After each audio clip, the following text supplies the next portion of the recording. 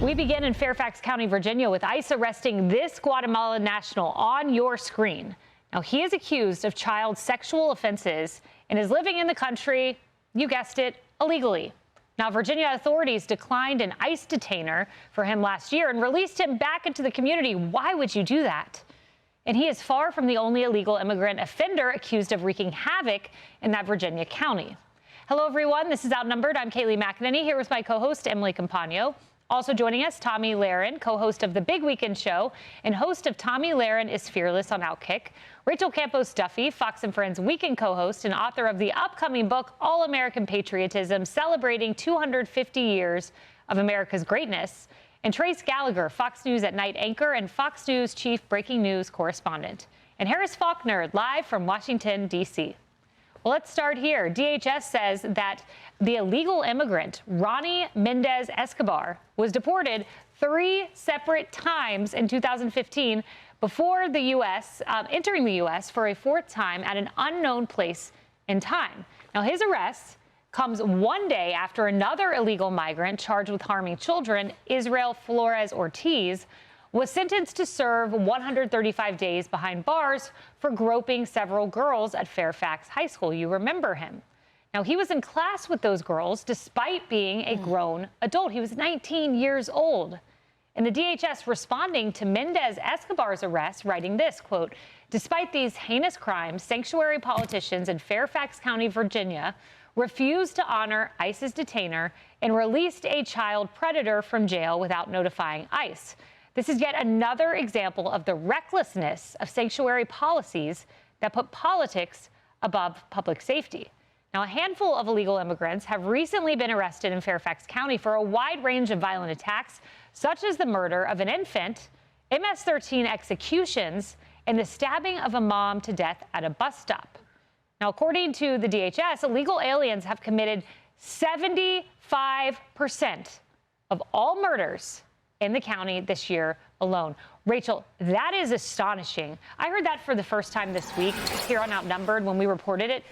I couldn't believe it and had to fact check. 75% of all murders, legal immigrants. That's the first time I heard it as you read that. It is absolutely astounding. And just as bad as that is the idea that we would put grown adults into schools with our children, and these people are unvetted, and that's the whole thing. You know, everybody has agreed that I think even Democrats like that the border's closed right now, but the question is, what do we do with the people that came over during that Biden era?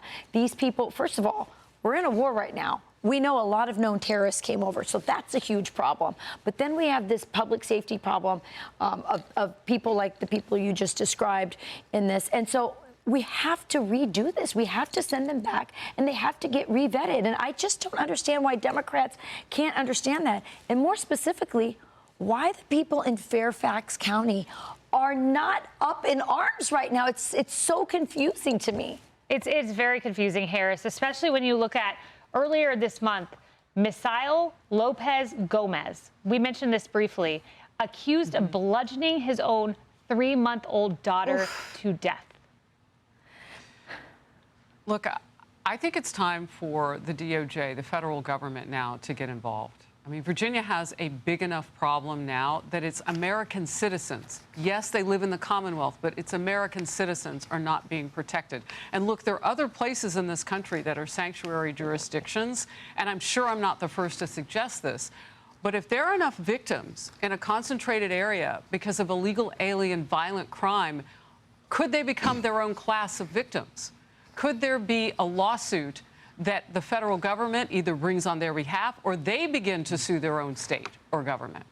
Because the issue now is Abigail Spanberger, the Virginia governor, ran into office just like less than 65 days ago on the premise that she would push against ICE. And then that was one of the first things she did when she got in office. She started talking about how she'd work against ICE, coordinating with protection and police law enforcement on the ground in her state.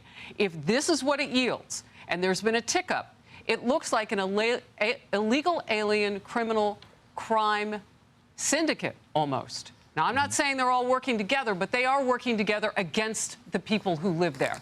So maybe not all out of one group. Nope. But the effect is people are being preyed upon. and it's time that it stops. So what does it take? Do you hit them with the federal? Do you hit them with the state? This woman, right now, by not telling citizens what they're up against and working against the Immigration and Customs Enforcement, or ICE, is putting lives in danger. And we still haven't heard from her. So if she'd like to crawl out of the corner where she thought this was a good idea, we are waiting right there with our microphones to ask her questions. Emily, Steve Descano, the county attorney there, this Mohammed Jalla man who killed 41-year-old Stephanie Minter at the bus stop, he was warned by police. This guy will kill someone.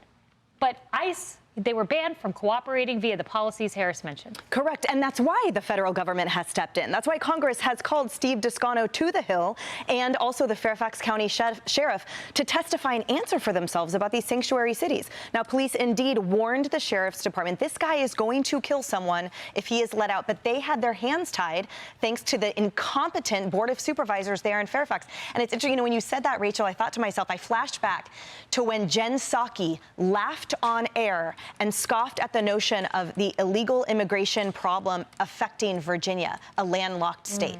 Sort of landlocked. And the whole point is, yes, it affects everywhere. The 85,000 members on the terrorist watch list that flooded through the southern border, they went everywhere, including in our public schools.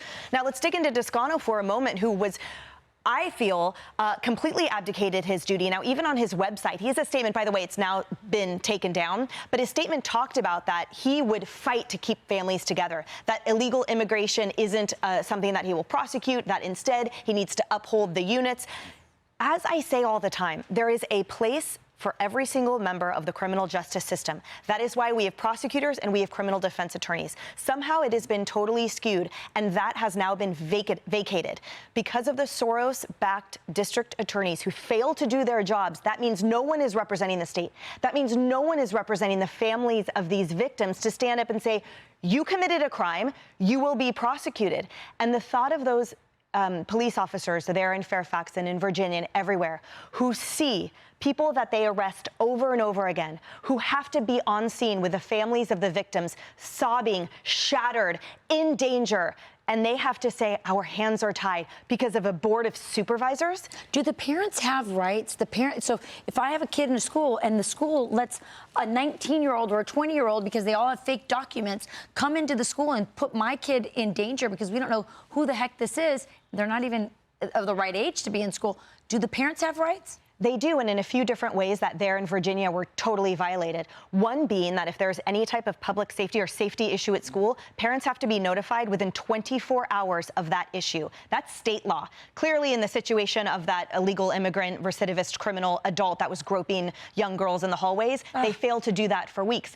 In addition to being on the hook for not maintaining a safe environment, and also that policy where just because you're learning English, you get to somehow stay there till you're 21.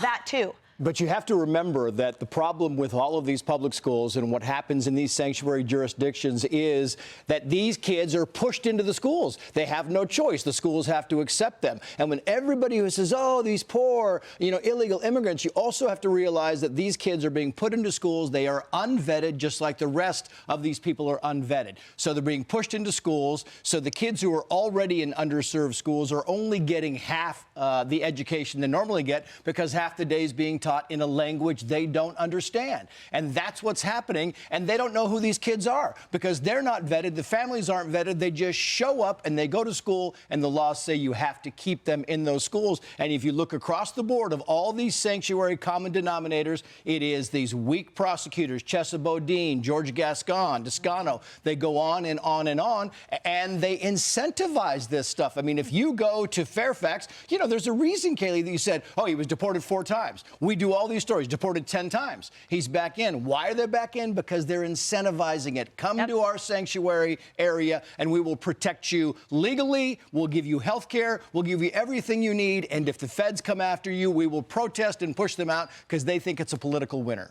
Tommy.